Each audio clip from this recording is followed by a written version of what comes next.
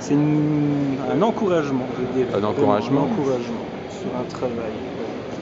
Et ça concerne quoi exactement ce prix Ce prix en fait est décerné à la galerie qui aura fait un effort curatorial sur son stand pendant la foire.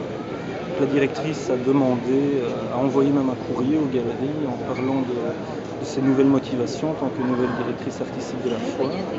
Et dans ses motivations était justement d'essayer de curater un peu plus son stand, sa présentation. Ça fasse moins un supermarché, mais plus... voilà. En même temps, tout le monde est là aussi pour défendre ses artistes. Mais ici, donc, on a vraiment travaillé sur la question de l'identité. Et 6 artistes traitent à travers quelques pièces de la notion d'identité, de notre position dans le monde. D'accord. Et ça a bien marché pour vous cette année? Ça a très bien marché, on est très contents. C'est un bon cru? C'est un très bon cru, la foire est très très belle cette année, beaucoup de changements. Et oui, évidemment, gagner le prix, ça et gagner le prix, qu'est-ce que ça fait comme... Ça va? Attends 2 secondes, je termine. Gagner le prix apporte oui, une certaine reconnaissance et ça amène beaucoup de monde, beaucoup de publicité évidemment. Ça rassure énormément les artistes, ça c'est certain, ils sont très très contents. Mais financièrement? Financièrement, la foire nous réinvite automatiquement l'année prochaine et nous aide à payer la moitié du stand en Young Talent. Donc c'est pas mal. Un beau prix. C'est un stand qui coûte combien ça? Précisément, les Young Talent, ils payent plus ou moins 7500 € le stand. C'est un prix qui a une valeur de 3500 € plus ou moins. Oui, donc c'est encore jouable. Tout à fait. Ok, merci Denis. Et là, cette pièce-là est vendue? Cette pièce n'est pas encore vendue, c'est la dernière édition. Il y en avait 6, donc ça c'est la toute dernière. Elle est déjà dans de très très belles collections à travers le monde. C'est qui, rappelle-moi l'artiste? Christophe Quintera, un artiste tchèque, 38 ans.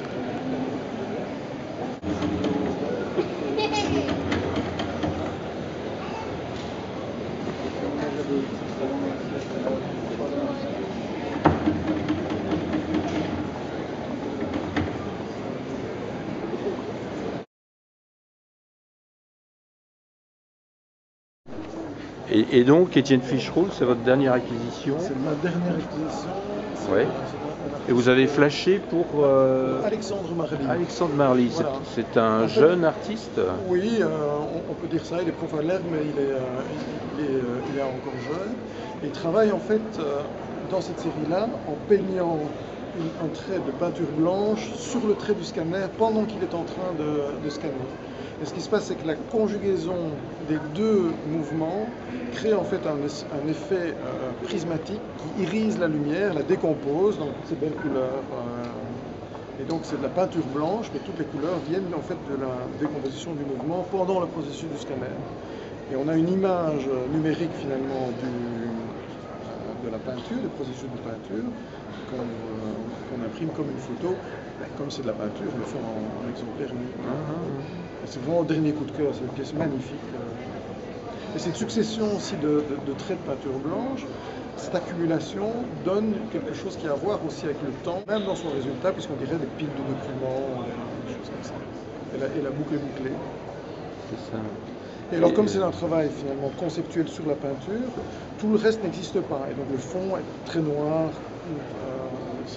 c'est du néant en dehors de la peinture.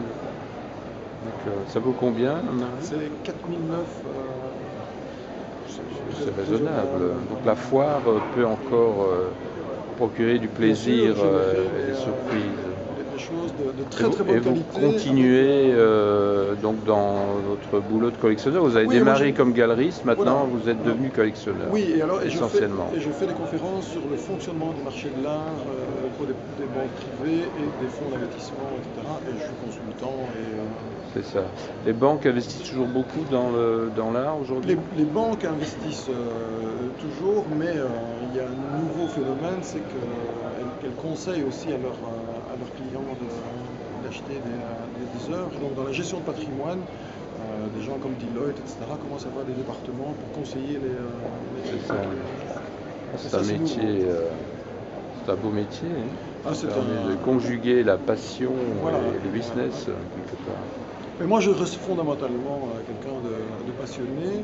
Et autant, je veux dire, je fais des conférences sur le marché et j'achète totalement par coup de cœur et Dites-moi un peu, sans spéculation du tout. Mais, D'accord.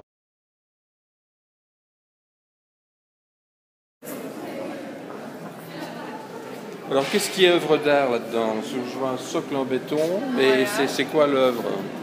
Ça, c'est les bouquins, il y a 1000 exemplaires. Et alors, sur la tranche ici du livre, il y a une peinture de Hunter Hamilton d'après La danse de Matisse, dont tu vois un fragment ici.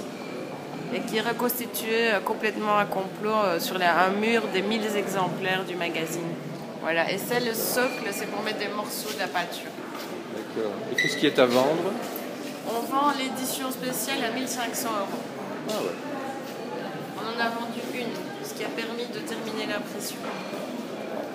Et il y en a combien? D'édition spéciale, si on vend tout, il y en a 5. 5. Et je connais pas beaucoup de gens riches. On va essayer de trouver. Hein. On essaie si vous voyez des gens. Bon, on continue notre...